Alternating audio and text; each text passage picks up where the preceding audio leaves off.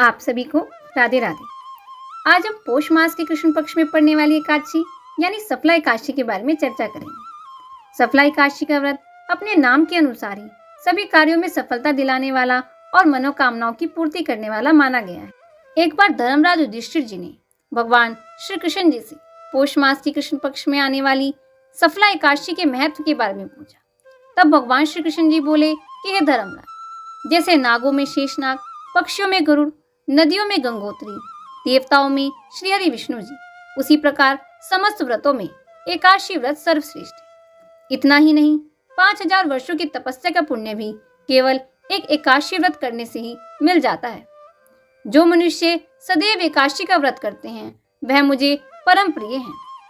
अब मैं इस परम पवित्र सफला एकादशी का महात्म्य तुमसे कहता हूँ। चंपावती नाम की नगरी में एक महिष्मान नाम का राजा राज्य किया करता था। उसके 4 पुत्र थे और उन सब में लुम्पक उनका सबसे बड़ा पुत्र था, जो कि महापापी था। वह पापी सदैव बुरे कर्मों में अपने पिता का धन नष्ट किया करता था और सदा ही देवता, ब्राह्मण, वैष्णवों की निंदा भी किया करता था। जब राजा को अपने बड़े पुत्र के ऐसे कुकर्मों के बारे में पता चला तो उन्होंने उसे राज्य से निकाल दिया। तब लुम्पक विचारने लगा कि मैं कहाँ जाऊं, क्या करूं। अंत में उसने चोरी करने का निश्चय कर लिया। दिन में वह वन में रहता और रात्रि को अपने पिता की नगरी में आकर चोरी करता, प्रजा को तंग करता। कुछ समय पश्चात सारी नगरी ही भयभीत हो गई। वह वन में रहकर पशुओं आदि को मारकर खाने लगा। वन में एक अति प्राचीन विशाल पीपल का वृक्ष था। लोग उसकी भगवान के समान पूजा किया करते थे और लुम्पक भी उसी पीपल के वृक्ष के नीचे रहने लगा।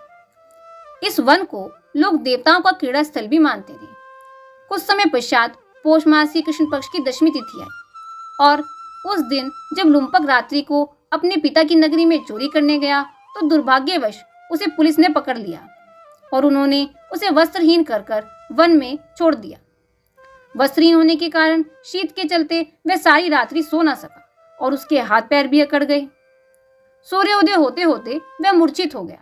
दूसरे दिन एकादशी के मध्याह्न के समय तक जब सूर्य की गर्मी प्राप्त हुई तो उसकी कुछ मूर्छा दूर हुई। गिरता पड़ता वह भोजन की तलाश में निकल पड़ा, परंतु उस दिन वह पशुओं को मारने में भी सक्षम नहीं था। तो वह पेड़ों के नीचे गिरे हुए कुछ फलों को बीन लाया और वापस उसी पीपल के वृक्ष के नीचे आकर बैठ गया। उस समय तक भगवान सूर्य भी अस्त हो चुके थे। वृक्ष के नीचे उन फलों को रखकर वो कहने लगा कि हे भगवान, अब आपको ही यह फल अर्पित है। उस रात्रि को अपने शारीरिक दुख के कारण ना तो उसने भोजन ग्रहण किया और ना ही उसे रात्रि में नींद आई। उसके इस उपवास और जागरण से भगवान अत्यंत प्रसन्न हो गए। उसके सारे पाप नष्ट हो गए।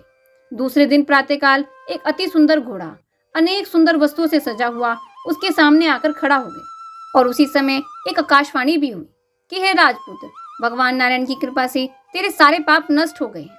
अब तू अपने पिता के पास जाकर राज्य को प्राप्त कर। ऐसी वाणी सुनकर वह अत्यंत प्रसन्न हुआ और दिव्य वस्त्रों को धारण करके अपने पिता के पास गया। उसके पिता ने भी प्रसन्न होकर उसे समस्त राज्य का भार सौंप दिया और स्वयं वह वन को चले गए। अब लुम्पक भी शास्त्रानुसार राज्य करने लगा और उसकी स्त्री, पुत्र और सारा ही कुटुंब भगवान नारायण का परम भक्त हो गया। वृद्ध होने पर वह भी अपने पुत्र को राज्य का भार सौंपकर वन में तपस्या करने चला गया और अंत समय में वैकुंठ को प्राप्त हुआ।